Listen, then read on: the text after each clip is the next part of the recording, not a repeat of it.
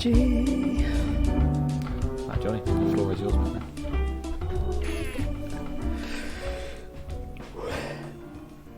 Too afraid to ask, too lazy to Google. Welcome to No Idea Yet. I am today's host, Johnny. Welcome, Freddie. Hey. And Alistair. Hello there. To the show. Join us on a journey to find out how little we know. First, we'll discuss a topic we may or may not think we know. Then we'll go away for a week to research it. We'll then discuss our findings and hopefully learn something along the way. They don't know what the topic is right now, but they soon will. This week's topic is vanity. Ooh. That's right, kids. You heard it. Vanity. Ooh. Aesthetics, looks, beauty, all the above, but relating to people on their faces mainly and bodies. So I think this is one of the first things we ever talked about, and which kind of we had the idea of like, oh, we should do a podcast, and then like we started voice messaging a few things about like, really it was about hair on people's bodies and doing like what people's preferences of where people like legs or armpits or not at all, and then like, you know, as a guy, I think it was under the pretense of somebody would have a girlfriend with hairy legs, and what were somebody's thoughts about that, and is it with anyone's place to ever say, oh, actually, I prefer if you shaved your legs or not, because it's really infringing on somebody's, you know, personal body, isn't it? And it was a case of either you change or probably just leave the relationship kind of thing, as in the guy. Yeah. Wow. I was going to say, how did you scroll back like 3 years worth of conversations on our group chat to find this all? Oh yeah, oh, no, this really was. We literally talked about this in Spain, I feel like years ago. But yeah, no, because I remember I did a voice memo with Abby of me and her talking about her. We sent to you guys. I remember. Yeah, so it's the things I've put down are hair loss, makeup, beauty standards, anxiety, shaving legs, and for self or for others. So I guess the first thing I'll just focus on is, yeah. Is this not? I mean, sorry if I'm getting this wrong though. Isn't this all physical vanity? I swear there's other types. There's more to vanity, isn't there? Like this is because you can't be like vain about other stuff. Are we sticking with I think I think it'd be pride would be different of whereas by other things, but vanity is something which is, well, this would be the definition. Ooh, so here we go. Yeah. What do you think the definition of vanity is? To be vain. Is it actually only physical? Yes, to be skin deep beauty and all that. And I think if you could even say, oh, maybe you could have a vain personality, it's still related on looks. Same with tangent, but like, is your personal attractiveness, including related to charisma? Does charisma make you more physically attractive?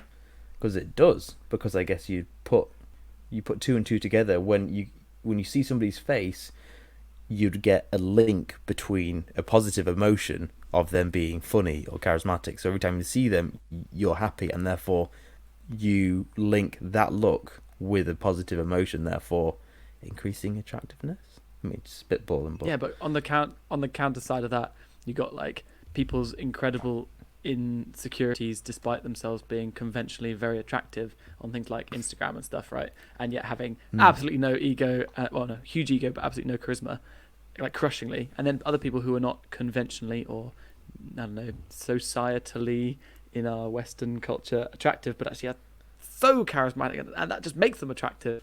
Like, yeah. I think the key word used there is conventionally attractive, and you know that I think we mentioned it previously in the marriage one about like looks and you know, it's like, what is your standard of beauty? Is it what everybody else says it is, or it ends up being a personal thing, and then it's not just the skin deep? But the first thing I'll go to, because there'll be lots of tangents, is when somebody does, when they change their hair, when they put makeup on, when they shave their face, when they shave their legs, are they doing it for themselves or are they doing it for other people? So Alistair, what are your thoughts? Do you think when people do it, they're doing it for themselves or other people? I don't think the two have to be mutually exclusive. I think they can be both potentially. What weighting then would you say? Yeah, I don't think it's a universal rule as well. I think it could be different for different people. But I think there is always an element. I think people, even when they say they don't care what other people think, I think most people do to an extent. I think if you truly didn't care what other people thought, I don't know. I think you'd be not an unpleasant person. I don't think you'd be. I don't know. I said like as Freddie said, we're social animals. I think that is it's just quite ingrained in us to care what other people think, and obviously a lot of people take that far too far. I'm guilty of that myself. Like caring too much what other people think of you, especially certainly when I was younger as well. It was probably worse. But yeah, you definitely there's an element of that I think will dictate people's actions to quite a large degree. And Freddie, for the weighting of self-vanity for yourself or for others? Yeah, well, like at first, I mean, I totally agree with what Alice said, but like at first I was thinking, oh right, yeah, I mean, often you do stuff because it's for other people, or like if you think it's for yourself, maybe it is just for others. But then I was thinking, like, when you're a kid and you see a cartoon character wear a cool bracelet. I watched this. It was the Mummy, and it was like in the cartoon, this guy has like a bracelet thing. I was like, that's so cool, and I really, really wanted a bracelet, and I felt great and cool and powerful when I had a bracelet on. But then it's like, is that for other people? So no, I thought that was sick, and I wanted a bracelet on, right? Like, so I feel like that. Like, was that the one where the kid he could move stuff with it was like a telekinetic bracelet, right? Yes. Yeah, I totally remember that. Yeah, great in the film it's just going to kill him, but in the comic book it gives powers until it kills him, and it's sick. Yeah, I don't remember. Cool. Like, the thing he shouted before he used it, it was like, I honestly can't about. Yeah, it was stuck to his wrist. He said something, and I used to say that, whatever it was. Like, yeah, it's like saying it was great. And that's definitely a sense of you doing something just for yourself, right? Because I used to think that you couldn't. I used to think, oh right, like you only ever put a t-shirt on to convey some message to other people, like the color or the comfort, or that you don't care. Like trying to show that you don't care is a big part of some people's like what they wear. So I'd say that it definitely depends on the person and the context, but yeah, I think 50-50, just like you do stuff to fit in with social norms, but you also do stuff because you like it. Yeah. I don't know. A really good point about when we become sort of we obviously are social creatures, but like you just made me think there about, like I said, when you're a kid making these decisions, and obviously Johnny, it'd be interesting to get your opinions as having, being a father of a young child, because kids definitely aren't vain, right? You could never say a kid was vain, like when they're like, no, they're just selfish. They're very selfish, but they don't kill. But so it'd be interesting, like what age you really become. I imagine it's probably like puberty, kind of. I'd have thought, I guess. No, it's got to be before that. But yeah, you still because I'm in primary school trying to be cool. Yeah, actually, I think. Yeah. I think you're right though. I mean, I said it jokingly about the selfish thing, but I think it's when you actually start to empathise with us and understand that there is not just you in your head. And kids will be selfish because they're just thinking about, well, what they're doing. They're not really. We'd think like, oh, you're being rude, but it's because you're not aware of others necessarily, and that concept of other. Like, I know I'm in my head, but I don't realise there's somebody else out there. And I think when you learn that, one, you start to empathise with other people, realize, oh, actually, what my actions have consequences with other people. Like maybe I hurt somebody, and the same thing of suddenly you're aware that somebody notices you and how you may affect them. So I feel, as a kid, you're like, cool, on the moment I saw that bracelet, I want to wear that bracelet. You don't care what the people think necessarily, but you care what you like. And like Freddie said, you wanted to buy a shirt the other day, and you're like, I need to find what cool clothes are. You look for what's modern fashion, and then you're looking through stuff like, no, this isn't right, and you wait till you find the thing that you like, and then you wear it. And I guess part of that is like with anything, there's the shirts, like with anything of you're doing it, but then you're having an effect on others, and you hope that somebody else likes what you like. And I guess some people will dress for others, where it's a case of they wear what's current, they don't really care, they make themselves like it, if you know what I mean. But I think that's not a majority, I'd say. Maybe it's a fashion, whatever, but yeah.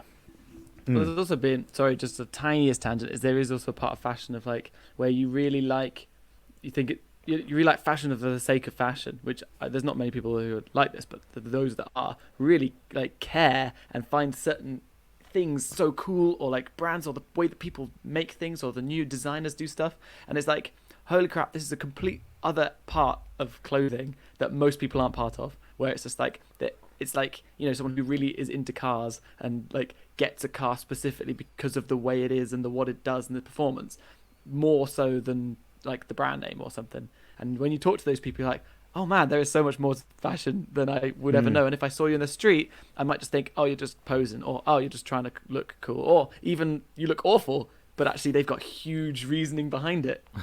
Madness. Whereas I just put a t-shirt, jeans. It's like high fashion, isn't it? When you see it on like the catwalks and like, what on earth are they wearing?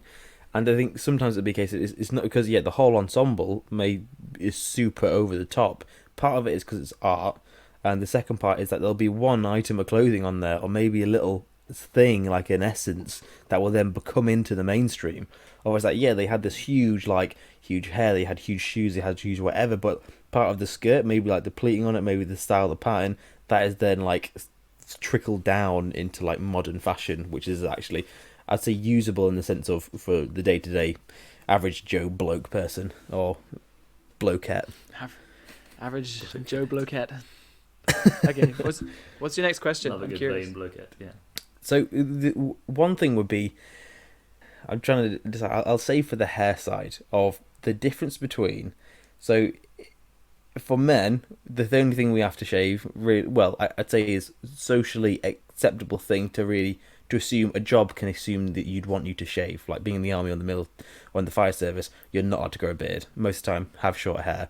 That's just apart from I met somebody it used to be in the fire service, and he's retired now, and he was the first person to have it allowed that men were able to have long hair in the fire service, because it wasn't allowed. He used to have short hair. Then he had a massive ponytail. It was something like the 70s or 80s, because women started joining the fire service. And it's like, well, why can't men have long hair? So then he grew his hair out and made a stand, and then it's actually changed the regulations towards it, because they're like, well, yeah, women can have long hair in the fire service, so technically men can as well. I thought the facial it's just like super practical because the gas masks don't fit otherwise, right? So something really practical like that. So, the long hair is different, but the face. And for, I guess that's one thing of guys can be assumed to shave the face, and as a more of a societal norm, and for women to shave their body, for your legs, armpits, whatever.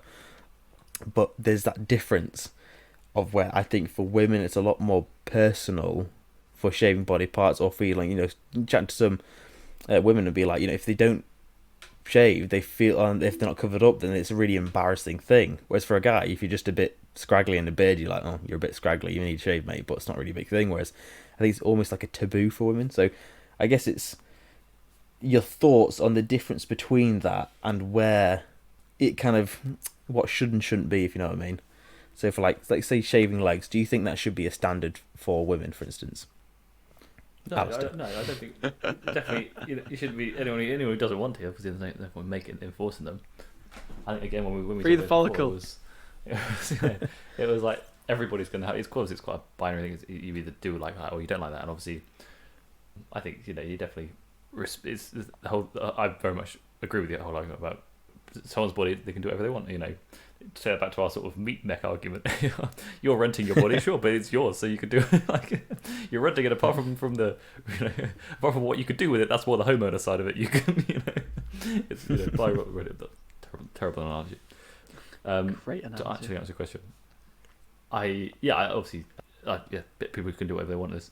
The social norms tie people down to these, or trying to make people subscribe to these various standards of beauty. I think has a detrimental effect on a lot of places in society.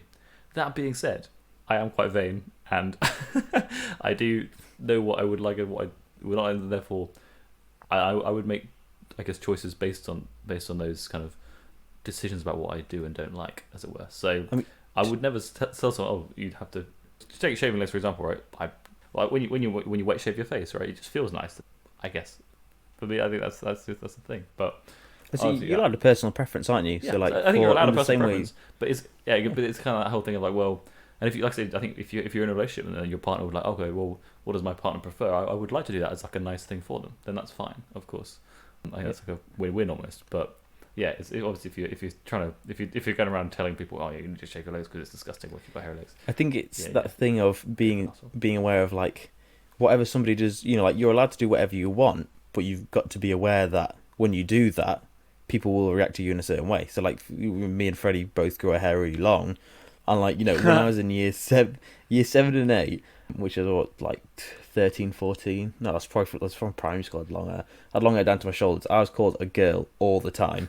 And I don't know why I even had long hair, but it's a case of, and the same way I remember once I went to, so I come from like a small market town. I went to the market town. And I was wearing a poncho, and this is I come from uni. We used to wear it like in Manchester casually. Obviously, people were probably still looking at me then, but I remember walking in to go to the pub with my mates wearing a poncho, and somebody looked at me, like there was about 3 people in their 40s, 50s, they looked over and kind of gave a bit of a weird look. And then my initial thought in my head was like, oh, why are they looking at me stupid? I'm just wearing, they should be judging me kind of thing. But then I realised, wait, no, for me to be aware, I'm in a small market town of where people are pretty like standard, if you know what I mean. Me wearing a poncho is something to be noticed, whereas you go to a city and it's not at all. So I guess it's being aware. Can the listeners you can just do whatever you bear want. in mind that this is not a poncho as in a waterproof coat. this is a poncho as in like giant, like Latin American style, like carpet.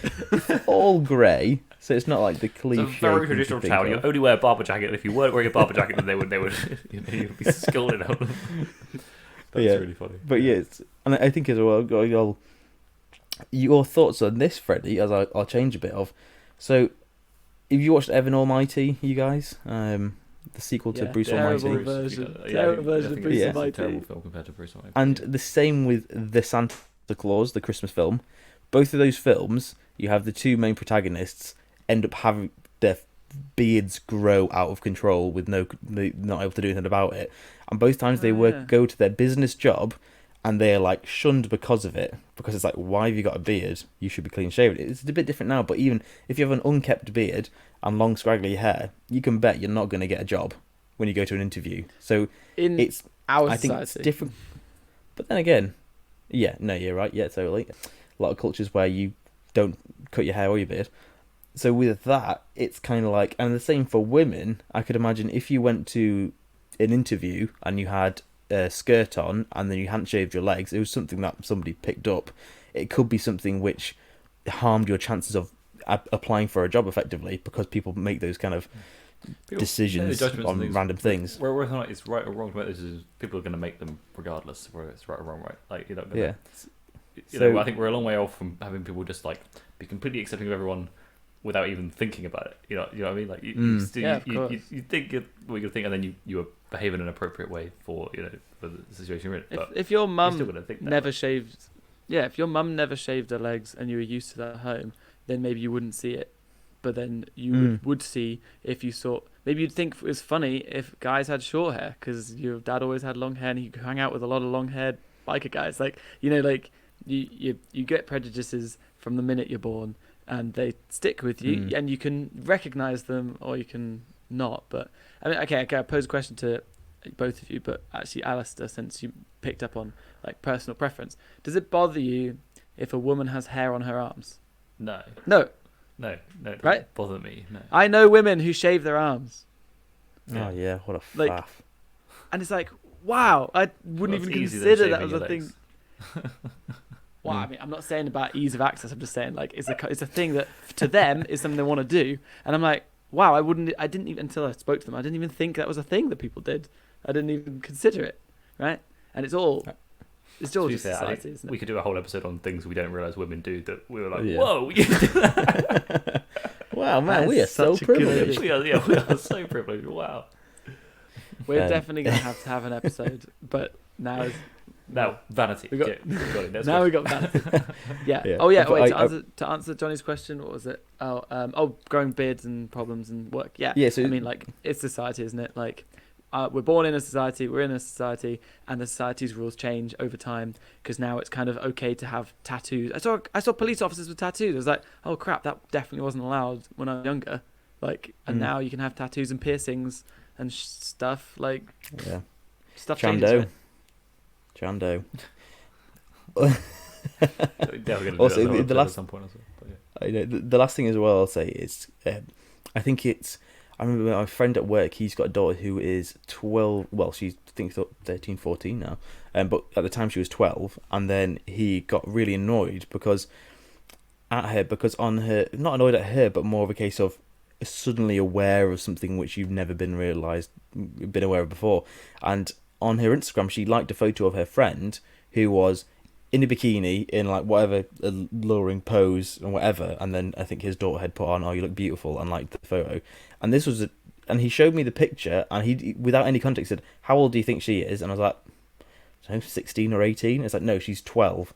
And like that whole thing of that kind of trickle down thing for like, and I'm not trying to make a a point to blame things or anything like that, but do you know, like Love Island media, beauty standards, the kind of Instagram, all these things of beauty standards put onto us, which are slowly filtering down to a younger and younger age and over-sexualizing. But I think the biggest from that, and as we were saying previously, is anxiety and, you know, that kind of social pressure. So I guess it's any thoughts you have towards of like, do you think, you know, Love Island is one thing. They really highlight the fact of every day you see them getting ready in the morning, they don't look perfect in the morning. You see these makeup routines. I think it was somebody who was autistic saying they really liked watching it because they realised that they saw the routine of other people and they started from regular looking people to, you know, model looking people, and it wasn't a case of that always like airbrushed.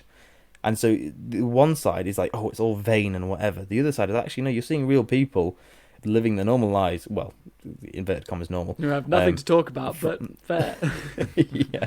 So I guess, what are your guys' thoughts for? Are we getting into a new age of like acceptance, and you know, like you can do what you want to be, do whatever, and like look how you want to look, or are we actually going more into a heavily like standardized beauty thing where everyone's anxious about either looking beautiful like they see in magazines or looking like a random, you know, like whatever style you're into? So is it a case of we're getting better with acceptance, or we're getting worse and there's way more anxiety?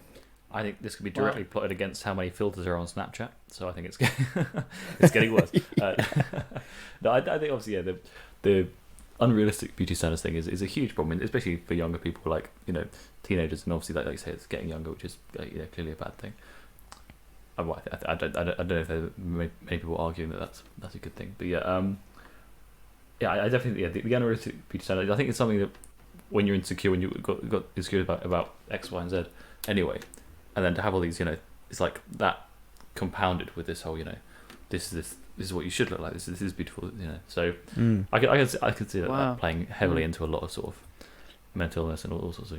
But don't you think it's wild?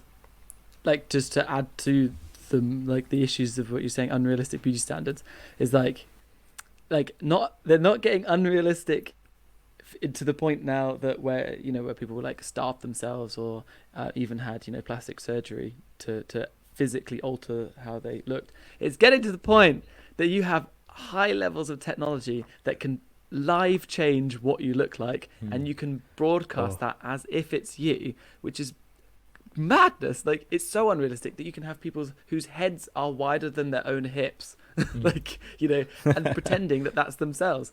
But then I don't know if actually we've just always had crazy vanity. It's just that, like, we've got better showing a new form. It's just showing, I don't know. So better expressing it now, yeah. Like, what? Yeah, okay, I've got a question for you.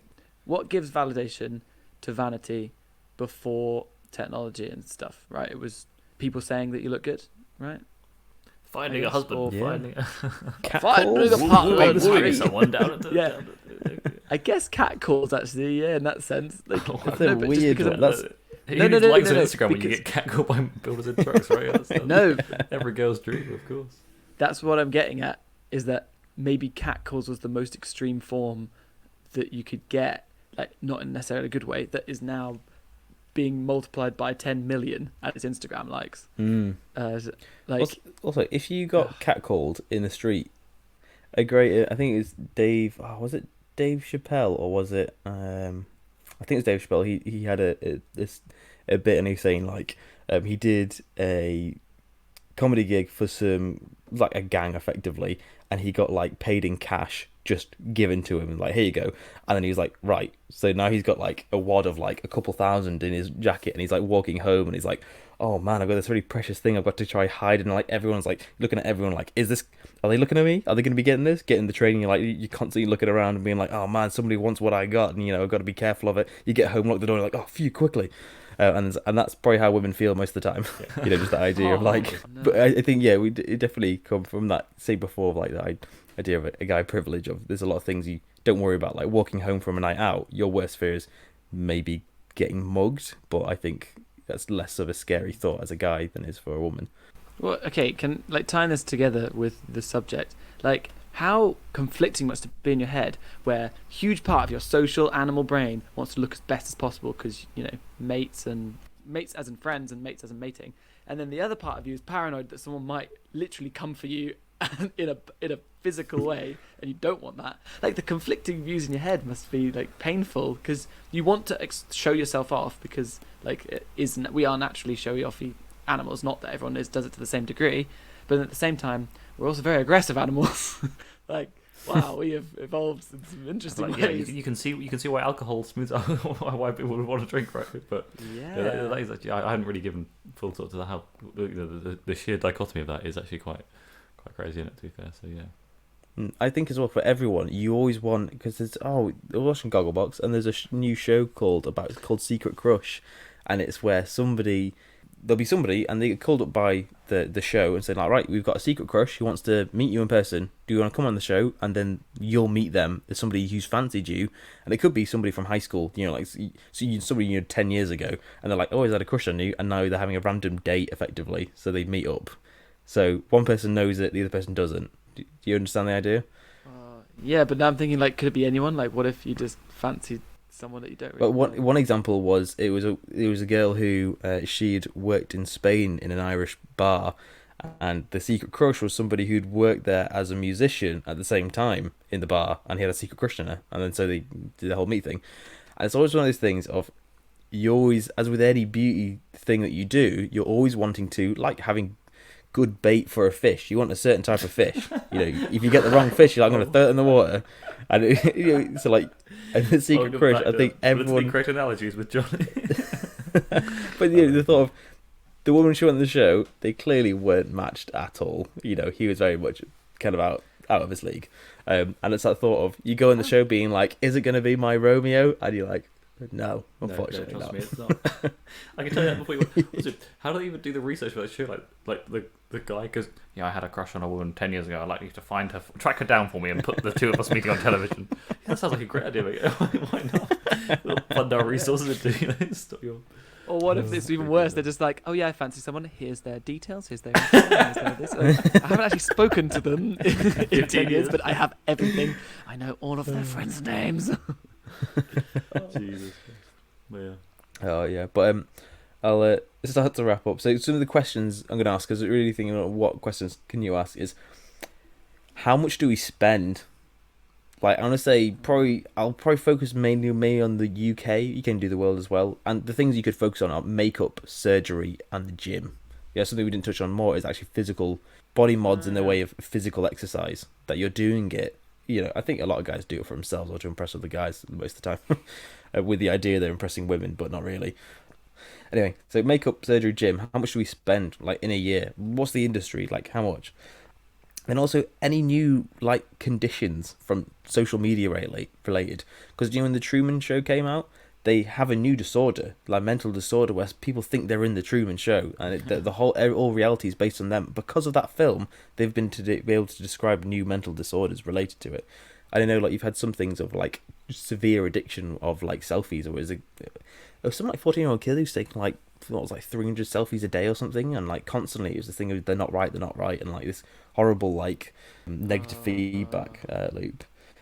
Okay, can I pose a question for the next half? Is like, I want you to, I'm going to think about it, to just think about what you do that's vain. Like, maybe have a little self-discovery, or maybe not. I have a mustache right now. Pretty vain about that. Is that vanity? It's me. It looks that good, man. It's me trying to feel valid in myself. It's all those years of being called a girl. I was like, no, man, I'll show them. So now I'm a girl with a mustache. I'm gonna have a son with a wife. Who's a girl? Tonight I'm a girl with a mustache. Hello, father. Oh dear, that's funny. No, it's definitely like I'm losing my hair, so I'll see what other hair I can grow and try and make something out of it. Try and make something out of it is literally like a little like limited. A farm, like growing some hair on the side. Just making stuff out of it. It's all about the percentage of your body that's covered in hair, mate. It doesn't matter where it is, really. It's all about it. Yeah. That is true. Yeah. A unibrow is just as attractive as two eyebrows and a moustache, of course. Oh dear. No, it's very interesting stuff, actually. I enjoy that. There we go. We can look up some beauty faux pas. Do you know the kind of thing of like in the past? It would like I feel the 70s seemed like a wild ride of like what people used to wear and like like the 80s had mullets and the kind of people who were balding and they just had really long hair on the sides and big glasses and that seemed okay. Yeah. That's bad. That's confidence. Okay, yeah. cool. I like that half. So, alright, it is recorded. Don't you need to like sign off? Like join us in the next Oh half? yeah, I need to end this. You're listening to us now, and this is going to be the end of the show. So we're going to be away for a week. You're going to be here for a few seconds. It's the end of this part of the show. It's the end of it for us. It's just the start of it. Actually, halfway for you. So I can't start again. That was the worst outro I've ever heard in 21 I'm digging episodes this hole, of doing this. and if I keep digging, it gets to the other side. You dig down far enough, and you start going up. You corrected yourself twice, and it was still wrong.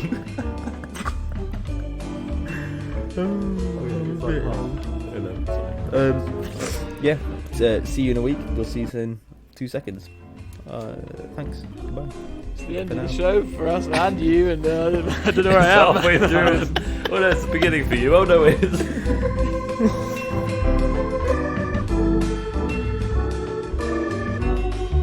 Record. And we're cooking on gas. And Freddie just left. Oh dear. It's not very good.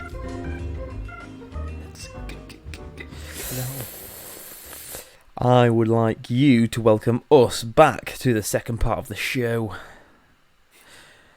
We've been talking about... We're listening. Welcome us back. We've been talking about Vanity, and we've been away. We've been researching. And I think it's probably a bit of a vaguer word to look up as I find out. But let's go to Definition District and see what we found out. I found out there were two little descriptions of it. The first one, excessive pride in or admiration of one's own appearance or achievements. Another similar one will be inflated pride in oneself or one's appearance. And the second one was the quality of being worthless or futile, so like the vanity of human wishes, or something that is vain, empty, or valueless, which I thought was quite like a stark contrast to the first one. But yeah, guys, do you get anything for definition or anything which kind of like piqued your interest in that sense? Yeah, Vanity Fair is a monthly magazine of popular culture, fashion, and current affairs, published by Condé Nast in the United States. Constantly, every time I searched anything, Vanity Fair came up. I mean, I wouldn't dream of stealing a spotlight with anything definition-wise. I mean, that is, I think you've well and truly coined it. First sentence on Wikipedia is Johnny every time. It's Johnny. So there's a few questions you asked, but really the more just to stem some kind of research was how much do we spend, any new conditions, like something social media related or whatever about looks. Ballister, you go first. Yes, for the how much we spend, this is actually pretty mental. I don't know if you guys looked it up. Obviously, I won't get you to guess, but I did. Yeah, just for makeup, it averages £2.39 a day. That's for average for women spending on makeup and toiletries and stuff. Which it doesn't sound crazy. Is this in the UK? But yeah, and then but that's obviously that's £872 a year. That's like, whoa. I don't know. Someone was that's your subscription to. Wait, just multiply like that by what? How many million women are of age that they use makeup? Yeah. Also, because I looked at it, and it said like for women, and also included hair, which is £162 a year or something like that. But did it include like men as well? Because like it's a huge thing. You know, think of all like the makeup tutorials and stuff like that. Of like, it's not just a women thing anymore. So I feel like I didn't know if those stats included. They just had here's how much money is spent on makeup. We've now just averaged women, or whether or not. My stats said that 85% of all healthcare, beauty care products are from women. Oh, there you go. I don't think it's more common for men too now. You wouldn't really get caught out, but I think it's still predominantly. Oh yeah, of course, yeah, but yeah, it was more for like for the stats. And these, what is it? The makeup industry is in the UK is worth £10 billion, which is just. Are you ready? Mad, yeah. Ready for this? Just because I was doing a bit of the UK, but then stuff popped up that said how the US spends the most in the world. So this is 2015 number. I don't know why. In the US spent in 2015 56.4 billion. And The girls' beauty just to pageants. just to give context, the same year medical technology in the US was made 44 billion, and at the high end, estimated costs for cleaning the Great Pacific Garbage Patch is 400 million. 400 million. And they spent 56 billion on makeup and stuff. Oh man. But that does include, I think, cosmetic surgery. Oh, that's fair. Yes, But that is expensive. it's that thing as well. Do you like sex sells, but that idea of like entertainment is what we spend money on, not anything else. That's why celebs are millionaires, is because we pay them to be millionaires. But yeah, that is just mad. Would you guys like to guess, just because we're talking about costs, how much? Because this counts as vanity, definitely. Is cosmetic surgery, right? So I had a little cheeky look at the costs of cosmetic surgery, because I was kind of like, I don't actually know, to be honest. So, can you guess what an average fee is for boob job?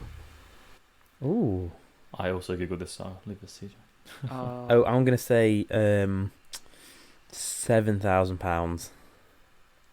That's a lot. I have no idea what boob jobs include. I mean, I just think surgery, Okay, and that's fair I enough. have no idea what boob jobs include. I was like, I've got a vague idea what it includes, but usually 2. to the price. If I want to get one free, I think it is. Yeah. Well, okay. The figure I got for an average breast augmentation was $3,800.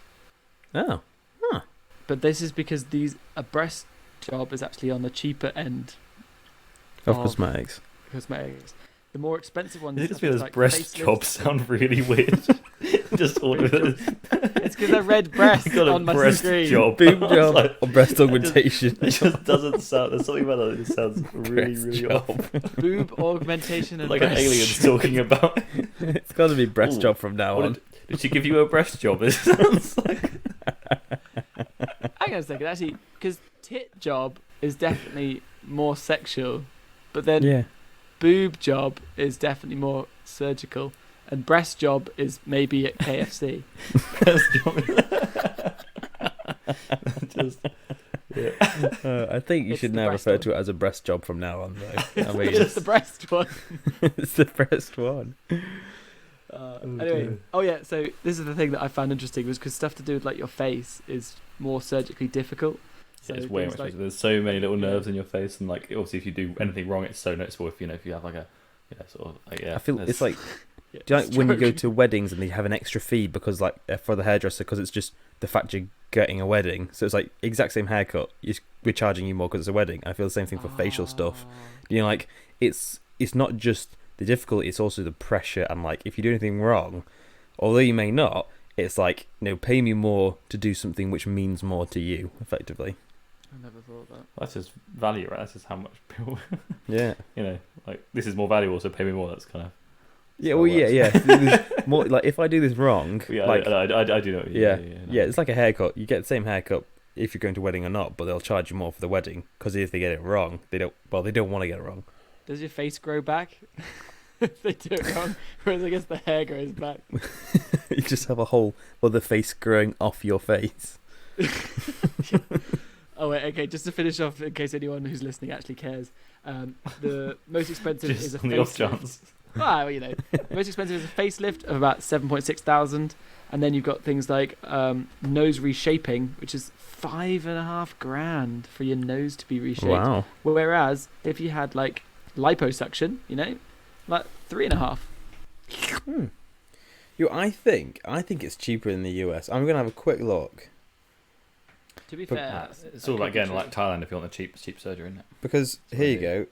In the UK, breast implant surgery costs around £3,500 to £8,000. This does not usually include the cost of consultations or follow-up care. You have to pay for any follow-up surgery you may need in the future.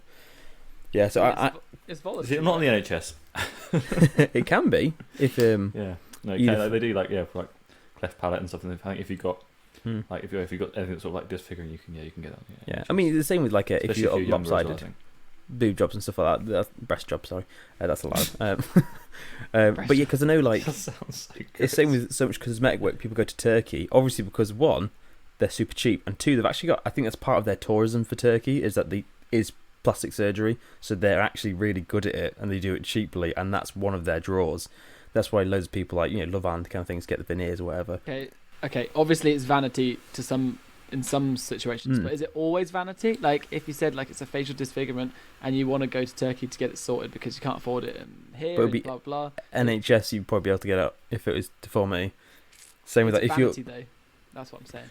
Yeah. I personally would draw the line of like it's vanity if you look like if it's just something to like well it's tricky because obviously what matters to you. It's hard to say how much that's going to. I guess vanity would be excessive pride. It's excessive pride, isn't it? Whereas disfiguration is trying to feel normal, whereas the other one's trying to feel more than normal. I guess. Yeah, be a super. Okay. Be like unrealistic beauty standards, which is something I definitely looked up a bit for this week. Was sort of the whole unrealistic beauty standards and like kind of the Instagram culture and all that sort of thing. Go for it. I just mean it just basically makes as Johnny. I don't know if you want to announce this on the podcast as you just told us, but. About the you just told you be having a daughter, so obviously I am, yeah. Huge congratulations, mate. One cooking up. Let me terrify you about having a daughter. Oh man, yeah.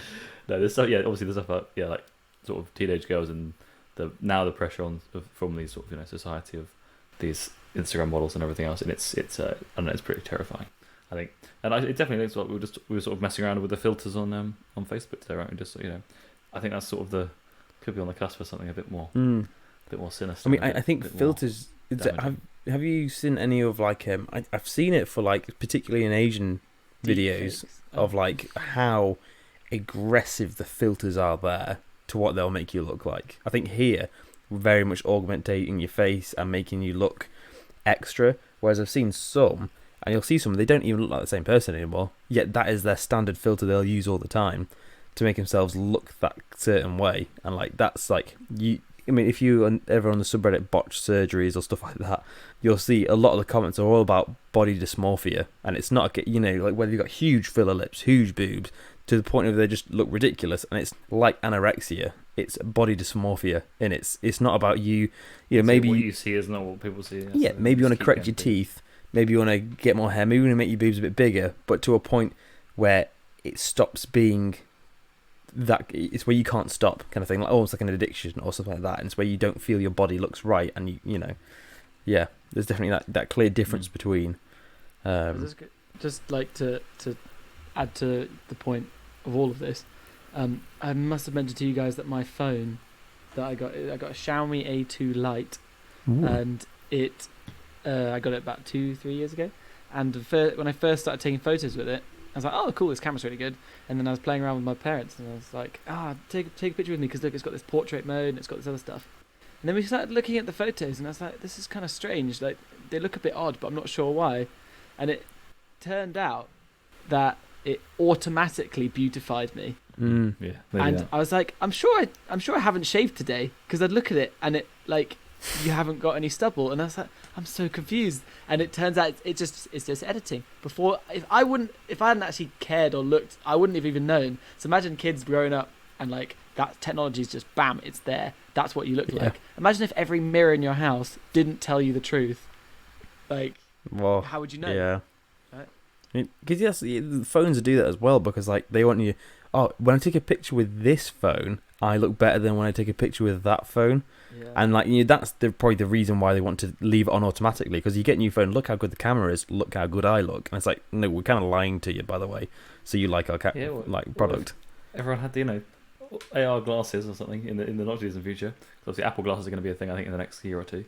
And then having that and then mirrors in your house, and then you always look however they reflect whatever you're. Obviously, then you can go crazy. You can have avatars, right? Basically, instead of what you actually look. But yeah, that would be mad, it's the subtlety that really gets you, right? The subtlety. You're like, okay, we've been married for a few years now, darling. Should we take the glasses off? Oh, wait a minute! Oh my god! Oh my god! You're not an angel, demon, dragon slayer.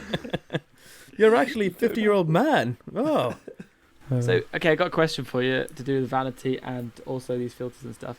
If you live in a world, i.e. pre the invention of glass, and you only have water as a mirror, like, you don't have mirrors to hand. Are people vain? Do you mean the past by that world?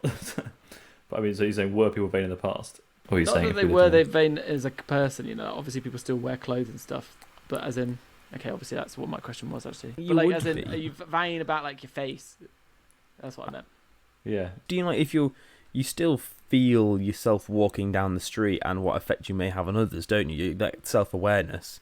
So I feel that would always be linked. I think it's just because we're not able to check it. They wouldn't be able to check it as often. Like you could only look in still water. You'd be like, "This is what I look like," but that's about it. You know. But so what I'm getting is that do you care about your face? Maybe you just care about your other stuff, but your face doesn't even come into it. Like it's like if I said I judged you on the back of your hands, you'd be like, "What? Like they're just the back of my hands. Doesn't matter." You should care about the necklaces I'm wearing, obviously, but like maybe people don't care so much about their faces, but now they do care about their faces. That's what I mean. But there's a joke, you must have seen that like meme of that like portrait of Philip the Handsome, right, from the 1500s. I was like, damn, standards were a lot lower back then. Because like, the title of the portrait is Philip the Handsome, and it's just like this. What by our standards, it's just a really ugly dude. Like this, you know. But yeah, I'm gonna Google it right now. yeah, no, me too. Yeah, no. Oh, I mean, like it's obviously the painter's depiction as well, but that's quite a nose on him. For the listeners out there, he has. Oh a dear! A dead cut fringe with a mop of brown, lifeless hair, and a really large nose, and Slender hands. Slender hands. But yeah, tell me about the back of his hand. That's what I want to know. Yeah, exactly. Oh yeah, no. I researched about fashion through the ages. Oh, yeah, go for it. Go for it. I started off with ancient times, which was quite interesting because they were saying how basically fashion didn't really start until fairly recently in human history because you just passed clothes down. Clothes were of value. Your status was in your group or your society. Like you didn't really need to change clothes. Fashion was more to do with tradition and not novelty.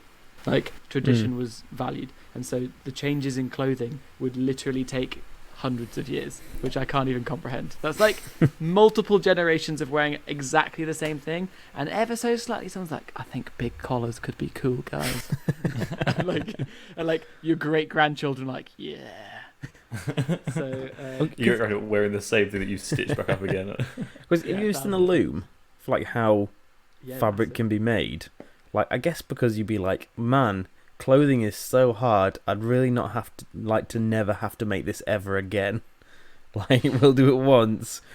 Man, I'm not doing it for anyone else. I think in Victorian they were like in the winters because obviously they're so cold and didn't have like heating the same way we do now.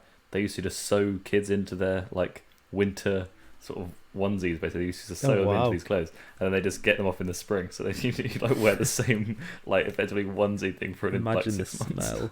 Yeah, exactly. I mean, that's what's funny. We say imagine the smell now, but like imagine the smell of just like life back then, like sort of, you know, so, probably longer ago than Victorian, but yeah, like, you know, before sewage, that kind of smell you'd not have even noticed someone like who, you know, smelled bad. That just. Freddie, you were saying about like passing on clothes. Because that was the first part of the fashion history I looked up, and then the rest of it starts from the 50s really, and it just basically was saying how the 1950s, like that early, that late. No, I mean.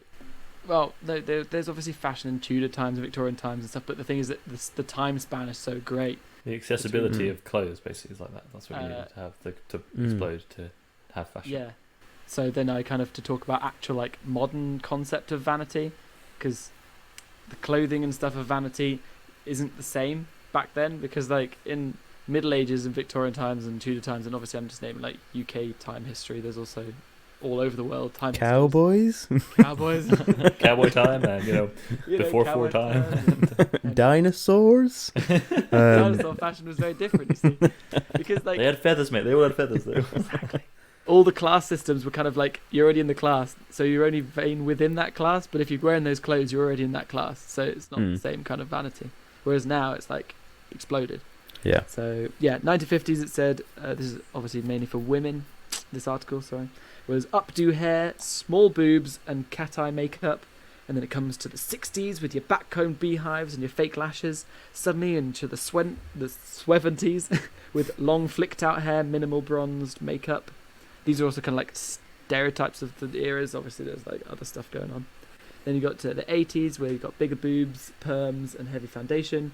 The 90s, much bigger boobs, and at the same time, conversely, the kind of ultra thin stick model concept both came out at this kind of time. Plaits in your hair, smudged eyeliner, and then the noughties, you got fringes and Victoria's Secret rising for like slightly healthier models, but still really thin and unhealthy. Thin eyebrows and rosy cheeks. So it's kind of interesting to see like these pictures that I was watching of like how makeup changed in kind of like stereotypical decades. That's really cool. Yeah. I was just thinking, do you like for people who like tattoo eyebrows, and it's fine if you tattoo them thin because you just can make them bigger, but you just hope for like eyebrows go through fashions as well. I always think like, so if you get them actual tattooed on, you just gotta hope you chose the right one. And then it reminded me also of Moana, like a little detail on the songs of where it's their ancestors who are on the ship sailing, they have no tattoos, and it's only after they make land do they start having tattoos, and that's kind of like, like the Maori culture where they have lots of tattoos and stuff, and it's a thing of nice little touch because when you're sailing, you've got no supplies to make tattoos, but it's only when you get to land, you've got things like ink and like tools and needles and whatever. Squid ink? Question mark? Yeah, some wood. I'm guessing you mainly focus on sailing rather than, downtime. God, guys, focus on sailing. Stop stabbing each other. Yeah, I mean, we have one motto on this ship: focus on sailing. It's a pretty good motto so far. Yeah.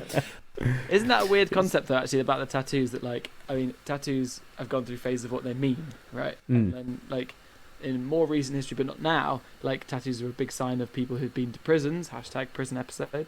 But like that was something that they did in prisons for like maybe status, or like as in also because you're bored, and also because it's something to do, and I don't know, like there's probably a lot to it that I'm not touching on. But then when you come out and then people are like, oh, that's cool. Like now people are covered in tattoos, and people like grandparents are like, what the hell's going on? You look like you've just come out of a prison. It's like, no, granddad, it's cool. It was like the starts were like I'm sure my 9, she's like 96, and hers, like my sister's got loads of tattoos, and she's like, oh, I think they're so ugly. It's quite funny. She openly says like, I don't like your tattoos, they're ugly. But so for her, because of the time, the only time you would get tattoos would be from sailors, and so that kind of like, sailors and prostitutes effectively, that's you get the Jerry Sailor style from.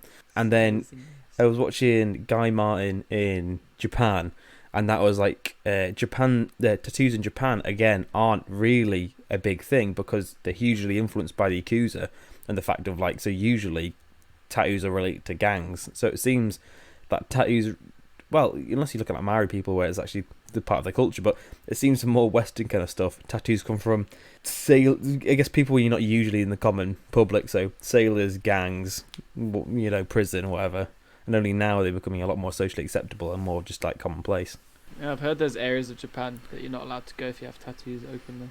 Yeah, really got to cover up. It's true, but I've heard. So how would you linking that back to Vanity? How would you say like with the do you think tattoo, like obviously you guys both got tattoos? Do you think that there's an element of vanity with them, or were they more? So you've got the cute little matching one. That was more the camaraderie? Yeah, I forgot about that. Well, I think that's always it for like some people. Tattoos are they only have a tattoo if it means something.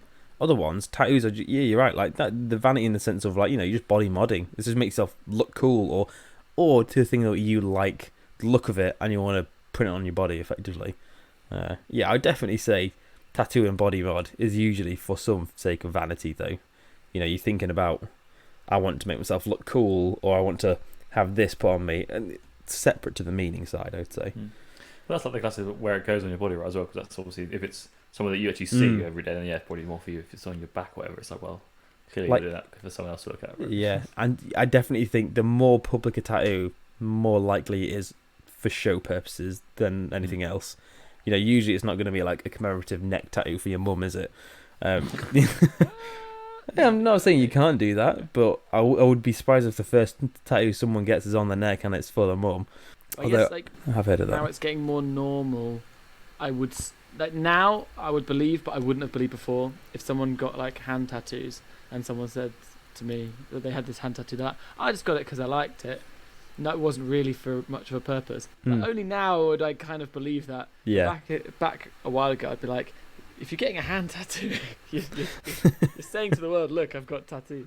One thing I did find it was a study which was really cool. It was started in 1992 and by Emily Grijalva or Grijalva. Grijalva does not sound. Doesn't roll off the tongue. But yeah, and it was a 23-year-long study, which I thought was really cool. I was looking up Vanity, and what came up was narcissism.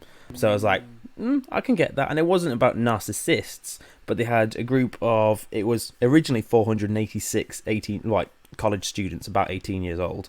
They did the follow-up study 23 years later with 237 of those original 400, near 500.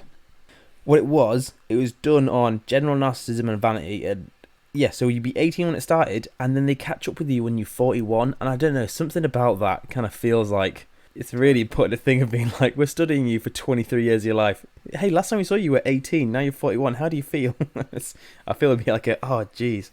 Check up on them every 5 years or something to get like a chart going. Yeah, but they found an overall narcissism declined over time, as did the 3 narcissism traits, which they said it was vanity, leadership, and entitlement. They said leadership's really one of the most the least pathological, which I always think narcissism negative, but leadership positive.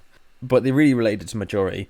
So people become more conscientious, agreeable, and emotionally stable, less anxious and depressed from young adulthood to middle age. One of their quotes was, "Our findings are relevant because narcissism is the antithesis of maturity."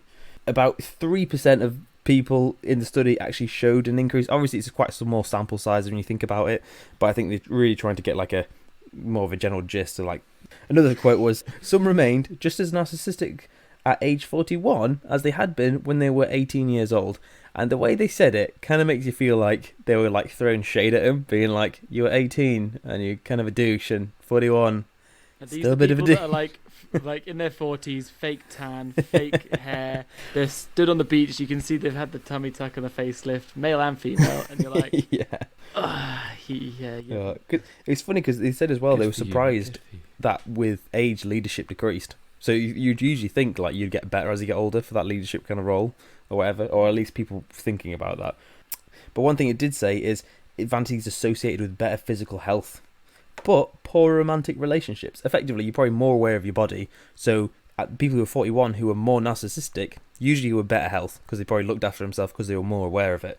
However, they had a higher divorce rate. So it goes to show that, well, it could be you find someone else who loves you as much as you love yourself then. Yeah. That's the...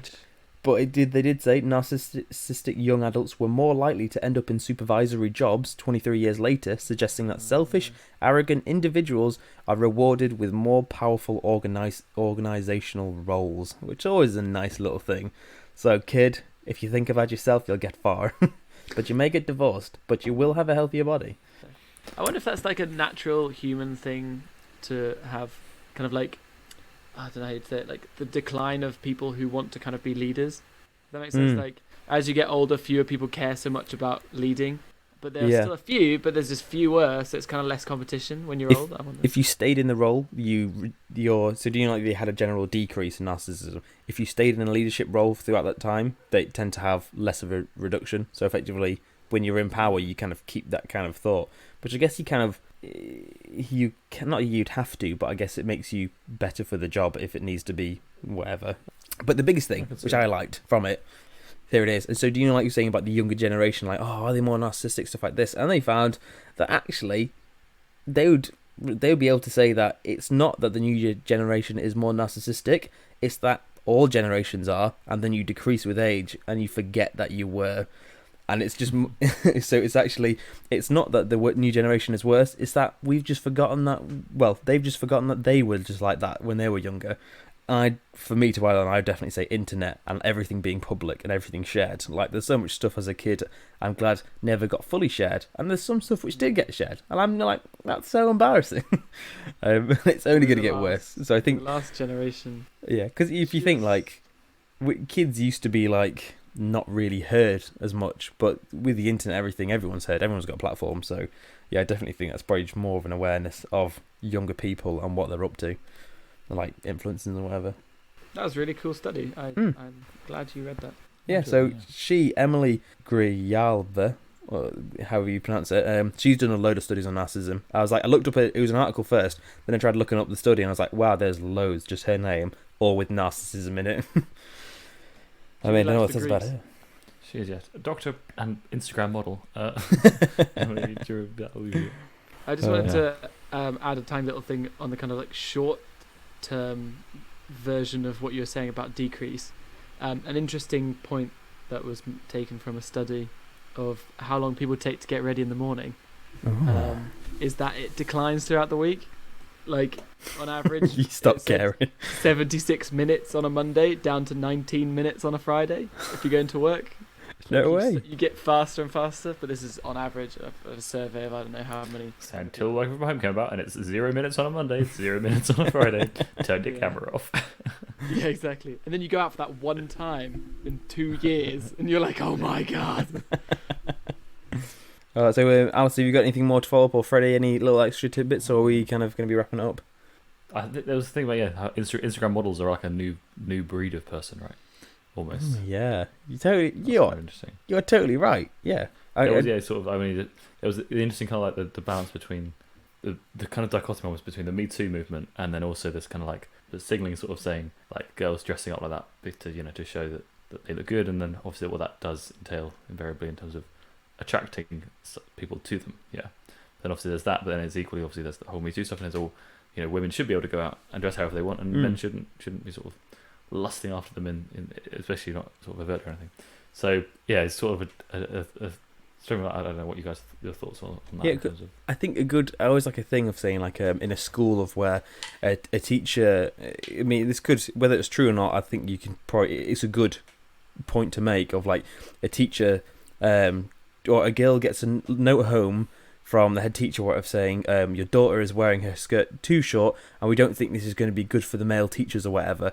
And what's that signalling is kind of being like, so as a male teacher you're not able to not think about a child sexually, like keep it in your pants, man. You're an adult. It shouldn't be, why should it be that you have to change something around you rather than just change yourself to be like, actually I'm not going to react to that, I'm going to actually be keeping control of my own emotions kind of thing, rather than saying, oh, we can't trust a guy to not do something, so we're going to have to change somebody else because of it, if you know what I mean. Not change the guy, change the girl. Yeah, and that's the same thing. That happens a lot in other things too, in yeah. racism and all sorts of parts of the life where it's like, they're doing this thing and they shouldn't do it because it makes me feel uncomfortable. It's like, check yourself. Yeah, totally. I mean, it could be a controversial thing. I don't know. I mean, I definitely feel like, I think my kind of cliche thought of some over-sexualized guy is somebody who's like, I want to see a girl naked, I don't really care how.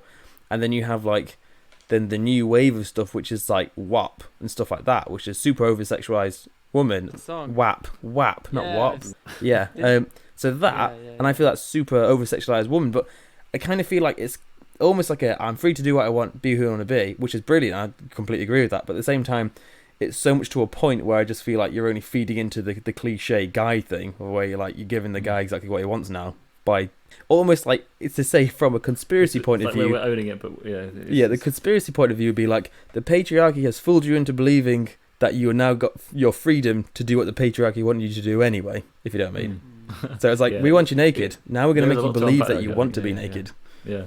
But I think that is, I mean, like, it does also boil down, I think, like, just like sort of, you've got to just be pragmatic like about the safety of it, right? Because at the end of the day, especially like, it's all about as a father of a daughter, or just like friends who are women, you as a man who doesn't go around, it's easy to say, obviously it should be that, but the fact that it is obviously it's a problem that needs. Yeah, I think it's in. But it's kind of like, that's the way it is. Let's do what we can to make societal changes happen and be in the right direction with that. But equally, you can't just be like running around as if nothing's that's not a problem, because it shouldn't be a problem. Like, you have to be realistic about what the problems are. Do you know what a good example would be of, like, say you're going to a different part of the world from your own, and then when you come, or say for like a woman going to like a Middle Eastern country, or like a strictly thing, you've got to cover your hair and you've got to do this, otherwise you're actually in danger. But like, I should have my own free will and freedom to not have to do that. And like, you are completely right. You should be, but unfortunately, where we're going, you're going to have to do that. I think that's a bit more extreme when you say come to the, when you're going on a night out, a girl's just wearing like short skirt and whatever else, she shouldn't have to feel like she's going to be attacked by a guy. But I guess mine's more of a possibly hyperbole, but it's being aware that somewhere meeting in the middle of we should act the way we want to live, but at the same time being aware that there's still dangers out there, and that's not fair for the person, but unfortunate part of life. So it's not how the way it should be, but it is the way it is. It's difficult. So I think we'll wrap it up there though, and for the second best part of the show, which is the first part being definition, of course, we're going to have my little facts. So I've got 3. I've got them loaded up. I've got them ready and waiting. But I'm not going to say 3. I'm going to let you choose. So we either got some spicy fungus, and when I say spicy, I mean nuclear. We've got PTS, almost something to help alongside it, or the longest man-made structure. There's got 3 things. So we're saying fungus, PTS, or long things. I guess 1 or 2.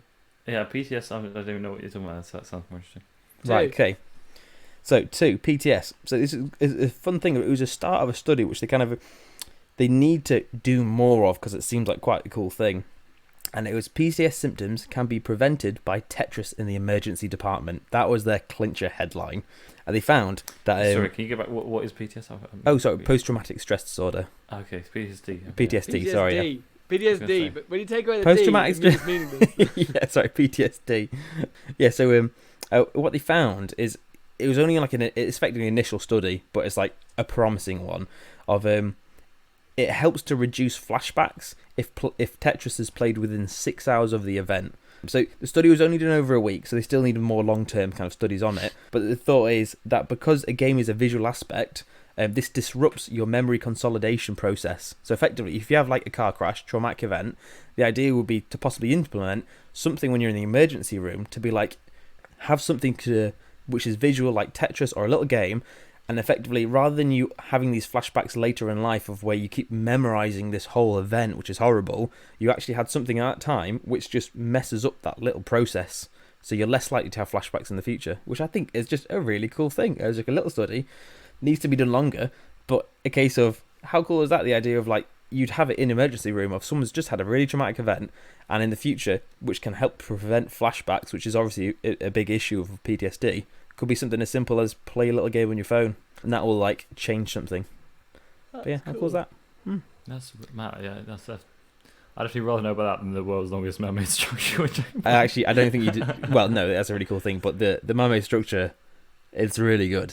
It's really good. I'll tell you. Are you gonna make us wait 3 weeks then, or are you gonna? No, can't hear. No, it's another week. Well, another 3 weeks. Sorry, guys. Oof. Well, on that little nugget of truth, I'm gonna say goodbye, and that's been me. I'm Johnny. Thank you. It's been Alistair over there. Hello. No, it's goodbye or thank you. Oh, sorry, but goodbye. too late, Freddie. Hello. Well then, and it's a hello from me. Thank you.